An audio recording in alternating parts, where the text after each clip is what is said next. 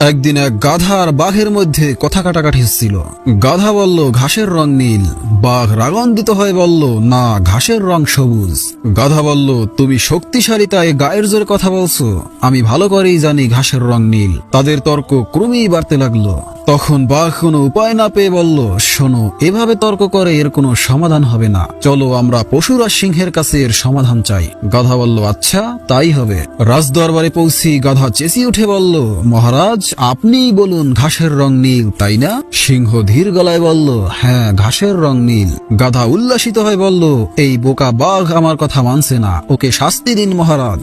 সিংহ তখন ঘোষণা করলো বাঘকে 5 বছরের জন্য মৌন থাকার শাস্তি দেওয়া হলো। গাধা খুশিতে হাসতে হাসতে চলে গেল।